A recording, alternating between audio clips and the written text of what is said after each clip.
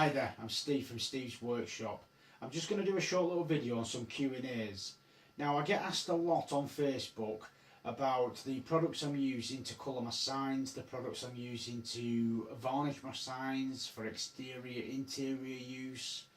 I get asked what kind of timber I use, what kind of router bits I use. So I've got a couple of questions here that I will go through just to try and clarify that what I use for you. But it's all different. Everybody's got different preferences, that's all. So the first question I got was from a Graham Smith off Facebook, and he asked, what kind of paints do I use? Well, the kind of paints, it varies really on the paints. It depends what kind of sign's going on, what people want in it, what colours they want. Now, I try not to go for silk. I try to go for the aerosol cans a lot because it's easier and just faster. But sometimes there's certain colours that you can't get in, say, a primer. So what I tend to do, if I don't get that colour in a primer in an aerosol can, I will go to the emulsions, but I always use exterior emulsion, stone paint, because once it's set, it puts a film over it, so then when I put lacquer on it, I know then it's going to have a wet substance on top of the paint I put on, but it's not going to react to it in any form. It's not going to dilute it or run it off because it's already exterior paint. So the kind of paints I use in the aerosol cans is varied really from, it's whichever I can pick them up from basically. If I see some cheap there, I don't really have a specific brand that I go for. But if I'm using my greys, I can buy grey primer, I can buy the Halfords white primer, you know, and then I can buy the red primer from Plasticoat. But then obviously sometimes you get a sign and someone wants a chrome effect letter. So I just buy the normal Rust-Oleum chrome.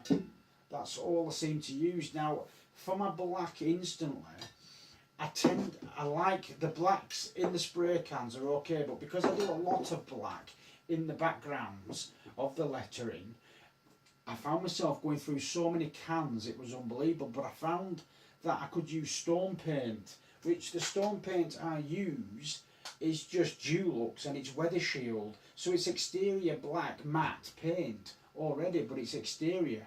So I know it'll protect the wood that it's covered anyway. So it all depends on where your signs are going really and what you want to put on them. There's no code that we have to go by or any sign carver goes by for the paints and will this react, will that react. It's a bit of a trial and error. It's what you're comfortable with using really. Now the other question that Graham asked was what kind of varnishes do I use? Now there's two different varnishes that I use. If I make two different signs in it. We make loads of signs to sign carvers, but we make for exterior and interior signs. Now if it's an interior sign, I won't put exterior varnish on it because it's too hard. I just want something that's just a nice varnish for the interior that's not going to be weathered. Mother Nature's not going to touch it. So the varnish that I use for that is, it comes in a can anyway, it's polyurethane varnish.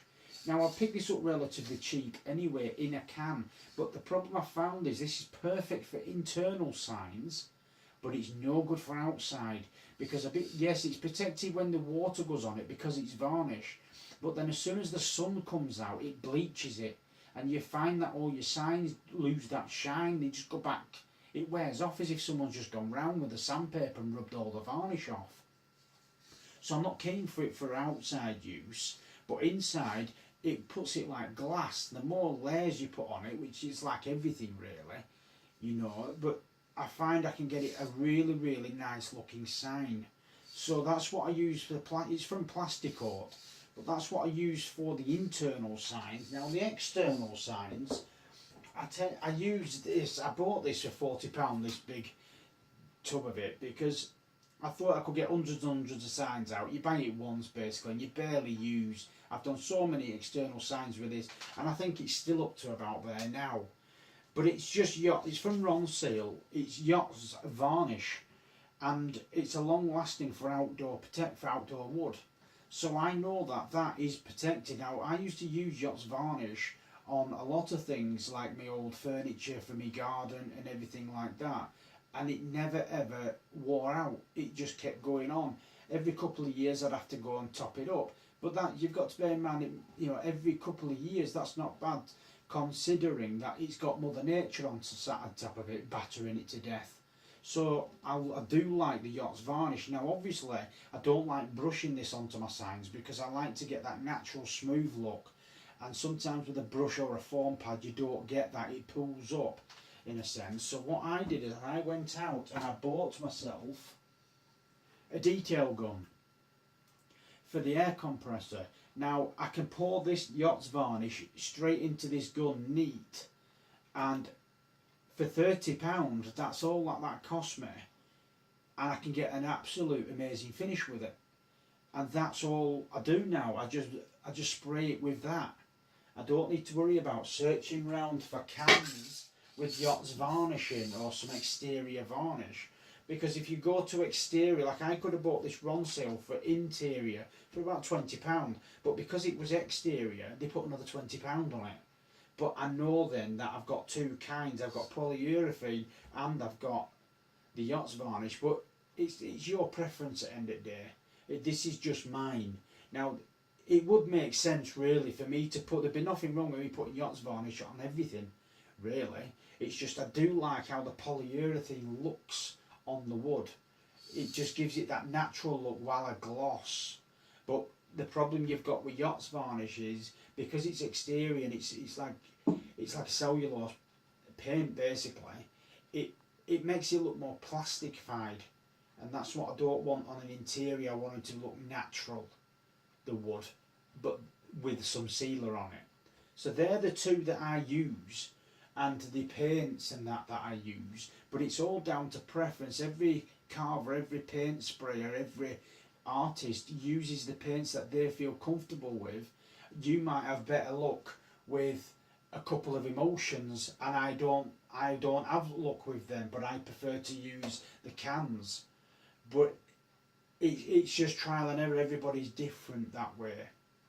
Now another question I got asked from Nigel Woods on Facebook was, what kind of wood do I use? It varies really. If I'm doing my signs for, say, stable doors for host people, I tend to use what they call decking board. Now there's three different kinds of decking board. I tend to go for the one that's flat backed. And the reason I go for that is because it's already pressure treated and it gives a golden colour when sanded. Because of the timber, the dye in it just dyes and gets lighter as it goes through the wood. So I tend to use them, plus it's exterior wood. Now when it comes to my internal signs, it's a bit different because I just use your normal stock pine. That's all I use. You can get these in your 6, 7, 8 inch depth of timber, which is good for, my signs are normally about 6 inch tall. So, because my lettering's round about 2.5 inch, and then I've got my bubbles that go round them, my background. So 6 inches perfect and it looks nice. But when it comes to interior work, I tend to use the stock pine, which is relatively cheap to buy. You can buy big sheets of this stuff from, say, the Range or any B&Qs or anything like that.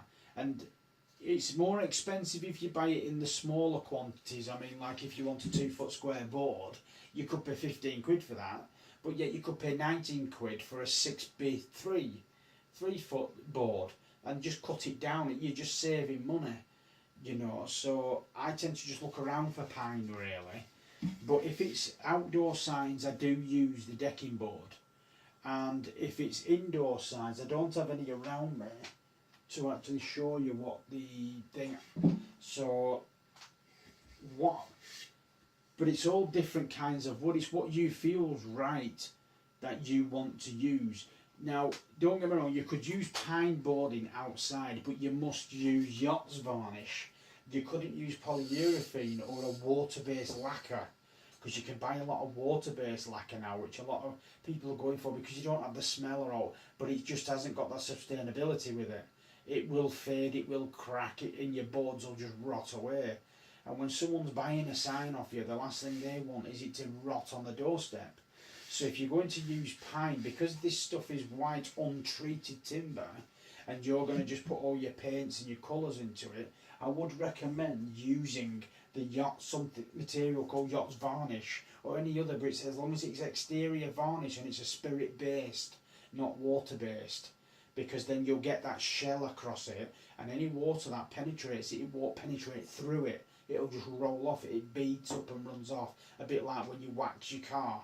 You can see the rain hit it, bubble up and off. It runs off it, and that's what the Yacht's Varnish does to the exteriors. So that's the kind of wood I use. Now, Nigel also asked, what router bits do I use? It varies really. I have a number of different router bits. The router bits is what you're comfortable with. Now, the router bits that I use are CNC bits. Now, you do need to get an adapter to go from your router to fit these, because these are only about 3.75mm. So if you've got a 1/4 inch router, 3.75 is not going to fit. It's just jump around in it.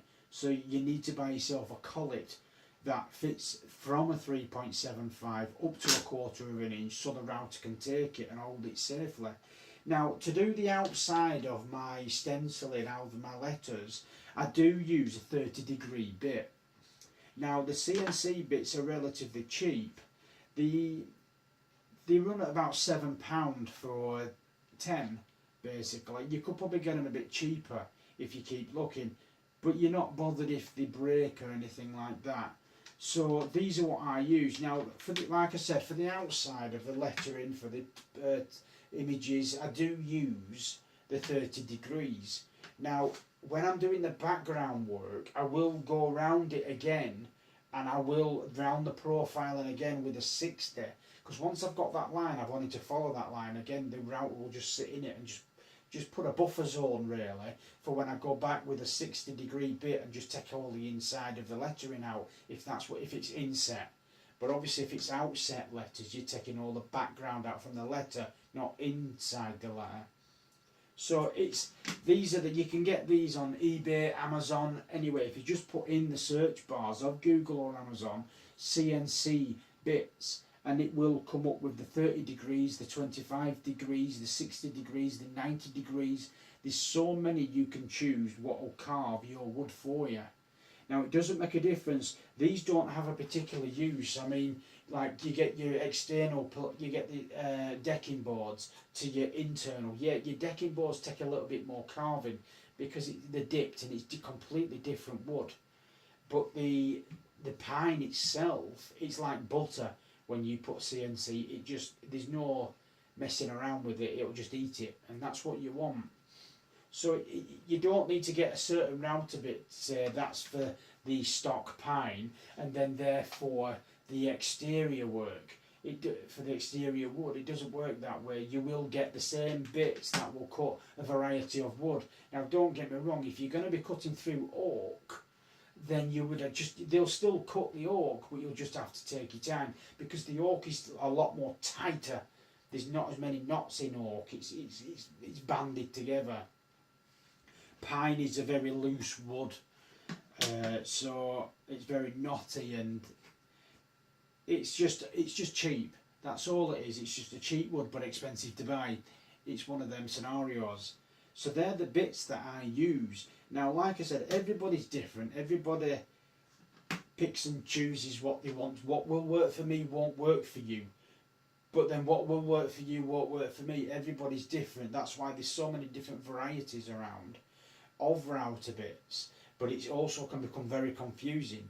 My videos are all about, all I ever use is the 30s and the 60s. And sometimes if I'm doing detail work, I will move down to say the 25 degree bit. It's just got a sharper point, a longer point for just doing detail work if I'm having to do some really tight carving. But majority, 90% of the time, I do use my 30 degree bit for my CNC bit just to run round the edges. Then I'll run round it again with the 60. Now, the only reason I run round it again with the 60 is to give myself a buffer line, because the 30 degrees and then the 60 degrees, Now if I just leave it at the 30 degrees, what happens is when I put my other 60-degree background router into it to get the thing, if I slip with the router as I'm pulling all this background out, what happens is I've only got a 30-degree line, and I might catch that end, so then I'm going to have to rerouter it all. But if I put it at 60, I've actually widened the buffer, so if I'm coming across here with my router bit taking the bits out, I've got more clearance, I'm not touching this edge, I've got more room. So that's the only reason I go through with two different bits. The first one is just to give that scribe line. The second one is to widen that line as like a buffer zone, so you don't hit the first line you've actually done, which is your image. So they're the two bits that I use. Now there is many other bits that I do use, but it's very rare. I could sit here for about an hour going through all the bits that I use, but in reality I've just to narrow it down for the question that what do I use on a 90% of the time, which are these bits. But like I said, you can put it into YouTube, not YouTube for CNC bits, you can put it into eBay, you can put it into Amazon, and any shopping thing will sell these for you. And they are relatively cheap. And because they're cheap, for 10 it's £7, and a lot of it's free postage. So because they're cheap, you know, after a couple of signs you might think it's getting a bit blunt, just bin it. Doesn't matter, you got 10. It's better than paying a fortune for one bit and trying to make it stretch and it's wrecking your signs.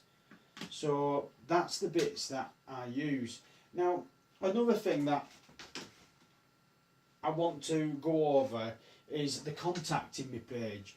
Now a lot of people are asking me, do I have a website? I have a Facebook site, because a lot of my people that I talk to are on the carving websites and my Facebook, and they do message me through that. But if you're watching the YouTube channels, if you contact me via my Facebook page, which I will give you that now, in your Facebook you'll have a search once you log into your own Facebook.